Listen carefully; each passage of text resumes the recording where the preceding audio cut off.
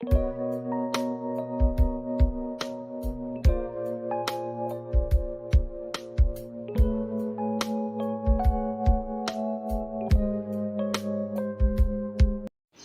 Everyone, সবাই কেমন আছো? আশা করি সবাই ভালো আছো। আমিও খুব ভালো আছি।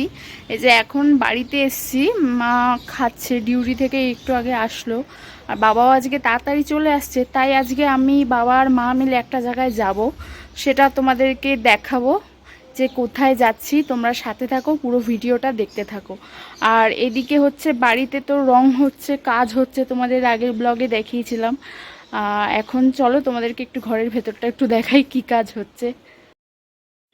ঘরের কাজ তো এখনো কমপ্লিট হয়নি, এই রং হচ্ছে এখনো, আর কদিন টাইম লাগবে এখনো কমপ্লিট হতে।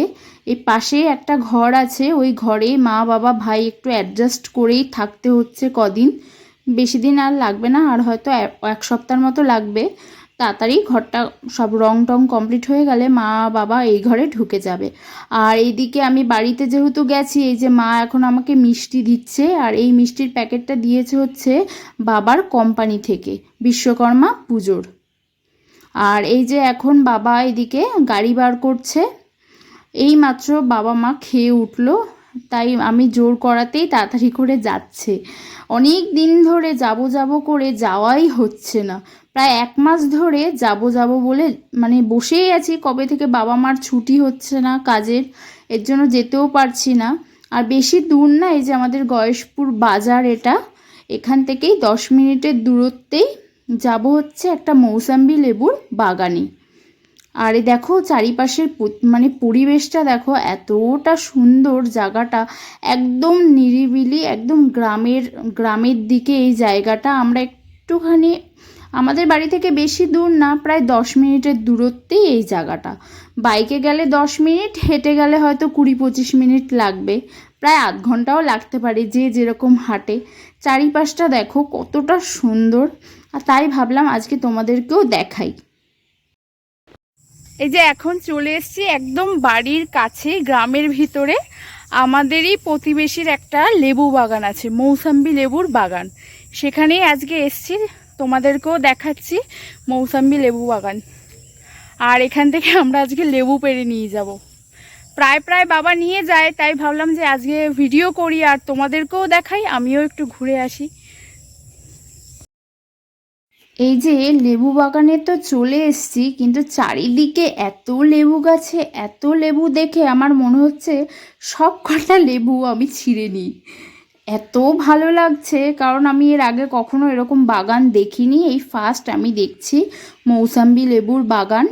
আমি এই বাগানের প্রায় দিনই আমাদের বাড়িতে যে লেবু আসে, এই বাগানেরই লেবু আসে। তাই বাবা যখন বলেছিল যে আমাদের গয়েশপুরেই বাগান আছে আমাদের বাড়ির কাছে, তাও 10 মিনিটের দূরত্বে, তাই ভাবলাম যে আজকে বাগান থেকেই পেড়ে নিয়ে আসি কিছুটা লেবু, যখন বাড়ির কাছেই আছে। প্রায় 1 মাস ধরেই ভাবছিলাম আসবো, আজকে বৃষ্টি হয়তো বাবার ছুটি নেই, কাজে ব্যস্ত, এই জন্য আর লেবু বাগানে আসা হয়নি। এই আজকেই ফার্স্ট আসলাম, তাও জোর করে বাবাকে নিয়ে এসেছি, চলো লেবু বাগানে যাব, লেবু পারবো। দেখো নিচে কত লেবু পড়ে রয়েছে, আর কি হারে নষ্ট হয়েছে লেবুগুলো।